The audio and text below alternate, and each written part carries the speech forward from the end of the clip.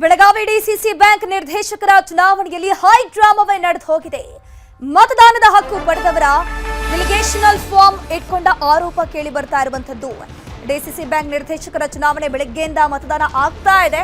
ಇದರ ಮಧ್ಯೆ high drama ನಡೆದಿದೆ. ಮತದಾನದ ಹಕ್ಕು ಪಡೆದವರ ಡೆಲಿಗೇಷನ್ ಫಾರ್ಮ್ ಅನ್ನ ಇಟ್ಕೊಂಡ ಆರೋಪ ಕೇಳಿ ಬರ್ತಾ ಇದೆ. ಮತದಾನ ಮಾಡೋಕೆ ಫಾರ್ಮ್ ಕೊಡ್ತಿಲ್ಲ ಅಂತ ಗಲಾಟೆ ಮಾಡಲಾಗಿದೆ. ಜಾರಕಿಹೊಳಿ ವರ್ಸಸ್ ಕತ್ತಿ ಇಲ್ಲಿ ಮುಖಾಮುಖಿ ಫೈಟ್ ಇರುವಂತದ್ದು. ಅದರ ಜೊತೆಗೆ ಜಾರಕಿಹೊಳಿ ಟೀಮ್ ಅಭ್ಯರ್ಥಿ ಅಪ್ಪಾ ಸಾಹೇಬ್ ವಿರುದ್ಧ ಈ ಒಂದು ಆರೋಪ ಕೇಳಿ ಬರ್ತಾ ಇದೆ. ಬೆಳಗಾವಿಯ ಇಫಾ ಹೋಟೆಲ್ಗೆ ಬಸಗೌಡ ಅಸಂಗಿ ಬೆಂಬಲಿಗರು ನುಗ್ಗಿದ್ದಾರೆ, ಗಲಾಟೆಯನ್ನ ಮಾಡಿದ್ದಾರೆ. ಸವದಿ ಕತ್ತಿ ಬಡದಿಂದ ಕಣಕ್ಕಿಳಿದಿರುವಂತಹ ಬಸಗೌಡ ಅಸಂಗಿ ಕೈ ಮೇಲಾಯಿಸುವ ಹಂತಕ್ಕೆ ಈ ಪ್ರಕರಣ ಹೋಗಿದೆ. ನೋಡ್ತಾ ಇರಬಹುದು ಯಾವ ರೀತಿಯಲ್ಲಿ ಗಲಾಟೆ ಆಗ್ತಿತ್ತು ಅಂತ. ಇನ್ನು ಸ್ಥಳಕ್ಕೆ ಡಿಸಿಪಿ ನಾರಾಯಣ ಬರಮನಿ ಆಗಮಿಸಿ ಸ್ಥಳದಲ್ಲಿದ್ದಂತಹ ಕಾರ್ಯಕರ್ತರನ್ನ ಸಮಾಧಾನ ಪಡಿಸುವಂತಹ ಕೆಲಸವನ್ನ ಮಾಡಿದ್ದಾರೆ. ಚುನಾವಣಾಧಿಕಾರಿಗೆ ದೂರನ್ನ ನೀಡುವಂತೆ ಮನವೊಲಿಕೆ ಮಾಡಿದ್ದಾರೆ.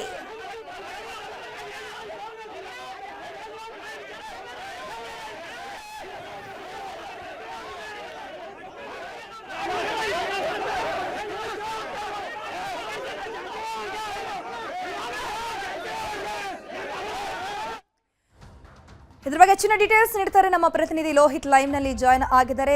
ಲೋಹಿತ್, ಈಗ ಡಿಸಿಸಿ ಬ್ಯಾಂಕ್ ಮತದಾನ ಪ್ರಕ್ರಿಯೆ ಆಲ್ಮೋಸ್ಟ್ ಆಗ್ತಾ ಬಂತು. ಫಲಿತಾಂಶ ಕೆಲವೇ ಗಂಟೆಗಳಲ್ಲಿ ಹೊರಬೀಳುವಂತಹ ಸಾಧ್ಯತೆ ಇದೆ.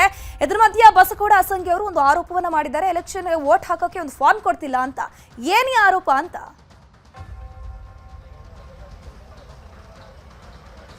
ಧನುಶ್ರೀ, ಏನಂತಂದ್ರೆ ಸಾಕಷ್ಟು ಸಾಹಸಗಳ ಬಳಿಕ ಏನಂತಂದ್ರೆ ಕೊನೆ ಗಳಿಗೆಯಲ್ಲಿ ಈಗ ಹೈಡ್ರಾಮಾ ನಡೆದಿರ್ತಕ್ಕಂಥದ್ದು. ರಾಯಬಾಗ್ ತಾಲೂಕಿನ ಪ್ರತಿನಿಧಿಸುವಂತ ಏನು ಕ್ಷೇತ್ರ ಇತ್ತು, ಆ ಕ್ಷೇತ್ರದಲ್ಲಿ ಸುಮಾರು 208 ಮತಗಳು ಅಲ್ಲಿ ಇರ್ತಕ್ಕಂಥದ್ದು. ಸೊ ಅದರ ಪೈಕಿ ಒಂದು 40 ಜನರಿಗೆ ಡೆಲಿಗೇಷನ್ ಫಾರ್ಮ್ ಅನ್ನ ಕೊಟ್ಟಿಲ್ಲ ಅನ್ನುವಂತ ಆರೋಪವನ್ನ ಇವತ್ತು ಕತ್ತಿ ಸೌದಿ ಪರ ಬೆಂಬಲಿತ ಅಭ್ಯರ್ಥಿಯಾಗಿರ್ತಕ್ಕಂಥ ಬಸಗೌಡ ಆಸಂಗಿ ಅವರು ಆರೋಪವನ್ನ ಮಾಡಿರ್ತಕ್ಕಂಥದ್ದು. ಪ್ರಮುಖವಾಗಿ ಕುಲುಗುಡೆ ಅವರು ನಿಮಗೆ ಡೆಲಿಗೇಷನ್ ಫಾರ್ಮ್ ಅನ್ನ ಕೊಡ್ತೀನಿ ಅನ್ನುವಂತ ನಿಟ್ಟಿನಲ್ಲಿ ಅವ್ರಿಗೆ ಬೆಳಗಾವಿಗೆ ಕರೆಸಿ ಅವ್ರನ್ನ ಲಾಡ್ಜ್ ಅಲ್ಲಿ ನಿನ್ನೆಯಿಂದಲೂ ಕೂಡ ಕೂಡಿ ಹಾಕಿದ್ರು ಅನ್ನುವಂತ ಗಂಭೀರ ಆರೋಪವನ್ನ ಮಾಡಿರ್ತಕ್ಕಂಥದ್ದು. ಸೊ ಅದಾದ ಬಳಿಕ ನಮಗೆ ಒಂದಿಷ್ಟು ಏನಂತಂದ್ರೆ ಕತ್ತಿ ಸೌದಿ ಬೆಂಬಲಿಗರು ಹೋಗಿ ಆ ಒಂದು ಇಫಾ ಹೋಟೆಲ್ ನಲ್ಲಿ ಹೋಗಿ ಒಂದು ಗಲಾಟೆಯನ್ನ ಮಾಡ್ತಾರೆ. ಆ ಒಂದು ಸಂದರ್ಭದಲ್ಲಿ ಸೌದಿ ಬೆಂಬಲಿಗರು ಮತ್ತೆ ಕತ್ತಿ ಮತ್ತೆ ಸೌದಿ ಬೆಂಬಲಿಗರು ಹಾಗೆ ಜಾರಕಿಹೊಳಿ ಬೆಂಬಲಿಗರ ನಡುವೆ ಸಾಕಷ್ಟು ಮಾತಿನ ಚಕಮಕಿ ನಡೆಯುತ್ತೆ. ಒಬ್ಬರಿಗೊಬ್ಬರು ಶರ್ಟ್ ಅನ್ನ ಹಿಡಿದು ಎಳೆದಾಡೋ ಮಟ್ಟಿಗೆ ಒಂದು ರೀತಿ ಗಲಾಟೆ ಆಗುತ್ತೆ. ಅದಾದ ಬಳಿಕ 18 ಜನರಿಗೆ ಡೆಲಿಗೇಷನ್ ಅನ್ನ ಫಾರ್ಮ್ ಅನ್ನ ಕೊಟ್ಟು ಕಳಿಸಿದ್ದಾರೆ. ಆದ್ರೆ ಈಗಲೂ ಕೂಡ 22 ಜನರ ಡೆಲಿಗೇಷನ್ ಫಾರ್ಮ್ ಅನ್ನ ಇಟ್ಕೊಂಡಿದ್ದಾರೆ ಅನ್ನುವಂತ ಆರೋಪ ಈಗ ಕೇಳಿ ಬಂದಿರ್ತಕ್ಕಂಥದ್ದು. ಸೊ ಈ ವಿಚಾರವಾಗಿ ಈಗಾಗಲೇ ಕ್ಯಾಂಪ್ ಪೊಲೀಸ್ ಠಾಣೆ ಮೆಟ್ಲೆ ಇರತಕ್ಕಂತ ಆಸಂಗಿ ಪರ ಇರತಕ್ಕಂತ ಕಾರಿಗೆ 22 ಜನ ಏನು ಮತದಾರರಿದ್ದಾರೆ, ಅವರು ಈಗ ಕ್ಯಾಂಪ್ ಪೊಲೀಸ್ ಠಾಣೆಯಲ್ಲಿ ದೂರನ್ನ ದಾಖಲಿಸಿದ್ದಾರೆ. ಅದರ ಜೊತೆಗೇನೆ ಚುನಾವಣಾಧಿಕಾರಿಗೂ ಈಗ ದೂರನ್ನ ಕೊಟ್ಟಿರ್ತಕ್ಕಂಥದ್ದು. ಸೊ ಈಗ ಆ ಒಂದು ದೂರನ್ನ ಸ್ವೀಕಾರ ಮಾಡಿರ್ತಕ್ಕಂಥ ಚುನಾವಣಾಧಿಕಾರಿ ಮುಂದೆ ನಾನು ಹಿರಿಯ ಅಧಿಕಾರಿಗಳ ಜೊತೆಗೆ ಚರ್ಚೆ ಮಾಡ್ತೀನಿ, ಮುಂದೆ ಏನ್ ಮಾಡ್ಬೇಕು ಅನ್ನೋ ನಿಟ್ಟಿನಲ್ಲಿ ಮಾತಾಡ್ತೀನಿ ಅನ್ನುವಂತ ಮಾತನ್ನ ಹೇಳಿದ್ದಾರೆ. ಈತ ಬಸಗೌಡ ಆಸಂಗಿ ಪರವಾಗಿ ಇರ್ತಕ್ಕಂಥ ಏನು ಅಭ್ಯರ್ಥಿಗಳಿದ್ದಾರೆ, ನಮಗೆ ಚುನಾವಣಾ ಹಕ್ಕನ್ನ ನೀಡಿಲ್ಲ, ನಮ್ಮ ಹಕ್ಕನ್ನ ಇಲ್ಲಿ ಕಸಿದುಕೊಳ್ಳಲಾಗಿದೆ, ಹಾಗಾಗಿ ಈ ಒಂದು ಚುನಾವಣೆಯನ್ನು ನಾವು ಒಪ್ಕೊಳ್ಳಲ್ಲ, ಮುಂದೆ ಕಾನೂನು ರೀತಿಯ ಹೋರಾಟವನ್ನ ಮಾಡ್ತೀವಿ, ನಮಗೆ ಅವಕಾಶ ಕೊಡದೇ ಇದ್ದಂತ ಸಂದರ್ಭದಲ್ಲಿ ನಾವು ಕಾನೂನು ಹೋರಾಟವನ್ನ ಮಾಡ್ತೀವಿ ಅನ್ನುವಂತ ಮಾತನ್ನ ಹೇಳಿರ್ತಕ್ಕಂಥದ್ದು. ಸೊ ಈಗಾಗಲೇ 4 ಗಂಟೆ ಆಗಿದೆ, ಈಗ ಚುನಾವಣೆ ಪ್ರಕ್ರಿಯೆ ಕೂಡ ಮುಕ್ತಾಯ ಆಗಿರ್ತಕ್ಕಂಥದ್ದು. 100% ಇಲ್ಲಿ ವೋಟಿಂಗ್ ಆಗಿರ್ತಕ್ಕಂಥದ್ದು.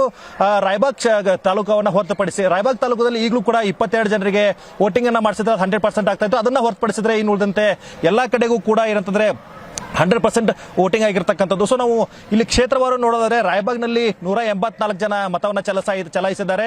ಹುಕ್ಕೇರಿಯಿಂದ 93 ಜನ ಮತವನ್ನ ಚಲಾಯಿಸಿದ್ರೆ, ನಿಪ್ಪಾಣಿಯಿಂದ 125 ಜನ ಮತವನ್ನ ಚಲಾಯಿಸಿರ್ತಕ್ಕಂಥದ್ದು. ಇನ್ನು ರಾಮದುರ್ಗದಿಂದ 35 ಜನ, ಕಿತ್ತೂರ್ಲಿಂದ 32 ಜನ, ಅಥಣಿಯಿಂದ 125 ಜನ, ಬೈಲೊಂಗಲ್ನಿಂದ 75 ಜನ ಹೀಗೆ ಮತವನ್ನ ಚಲಾಯಿಸೋದ್ರ ಮೂಲಕ 100% ಇಲ್ಲಿ ಮತದಾನ ಮುಗಿದಿರ್ತಕ್ಕಂಥದ್ದು. ಸೊ ಇನ್ನು 5 ರಿಂದ 10 ನಿಮಿಷಗಳಲ್ಲಿ ಮತ ಎಣಿಕೆ ಪ್ರಕ್ರಿಯೆ ಕೂಡ ಈಗ ಆರಂಭ ಆಗುತ್ತೆ.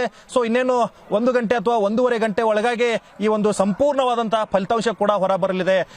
ಧನುಶ್ರೀ, ಲೋಹಿತ್, ಒಂದು ಎಲೆಕ್ಷನ್ ಅಂತ ಆದ್ಮೇಲೆ ಸೋಲು ಗೆಲುವು ಇದ್ದಿದ್ದೆ. ಈಗ ಸೆಲೆಬ್ರೇಟ್ ಮಾಡುವಂತಹ ಸಂದರ್ಭದಲ್ಲಿ ಏನಾದರೂ ಅವಘಡ ಆಗುವಂತಹ ಚಾನ್ಸಸ್ ಕೂಡ ಜಾಸ್ತಿ ಇದೆ. ಸೇಫ್ಟಿ ಪರ್ಪಸ್ ಅಲ್ಲಿ ಈಗ ಪೊಲೀಸರು ಯಾವ ರೀತಿ ಭದ್ರತೆಯನ್ನು ವಹಿಸಿದ್ದಾರೆ ಅಲ್ಲಿ ಅಂತ?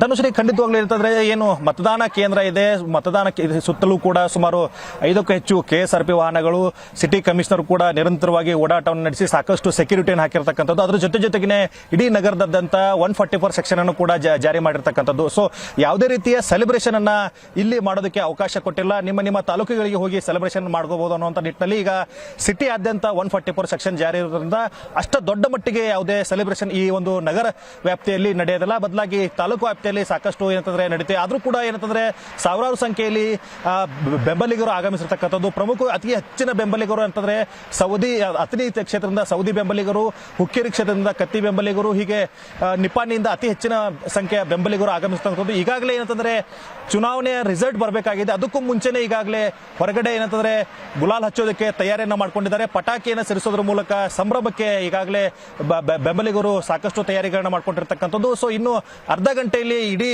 ಚಿತ್ರಣ ಕೂಡ ನಾವು ತೋರಿಸ್ತಾ ಹೋಗ್ತೀವಿ. ಸೊ ಸಾಕಷ್ಟು ಏನಂತಂದ್ರೆ ಹುರುಪು ಇಟ್ಕೊಂಡಿರ್ತಕ್ಕಂಥದ್ದು. ಯಾಕಂದ್ರೆ ಇಲ್ಲಿ ನೇರವಾಗಿ 3 ಕುಟುಂಬಗಳ ಮಧ್ಯೆ ನೇರ ಹಣಾಹಣಿ ಇತ್ತು. ಯಾಕಂದ್ರೆ ಜಾರಕಿಹೊಳಿ ಕುಟುಂಬ ಒಂದ್ ಕಡೆ ಸೌದಿ ಹಾಗೆ ಕತ್ತಿ ಕುಟುಂಬದ ನಡುವೆ DCC ಬ್ಯಾಂಕ್ ಚುಕ್ಕಾಣಿಯನ್ನ ನಾವೇ ಹಿಡಿಬೇಕು ಅನ್ನೋ ನಿಟ್ಟಿನಲ್ಲಿ ಸಾಕಷ್ಟು ಏನಂತಂದ್ರೆ ಜಿದ್ದಾಜಿದ್ದಿಗೆ ಬಿದ್ದು ಚುನಾವಣೆಯನ್ನ ಮಾಡಿದ್ರು.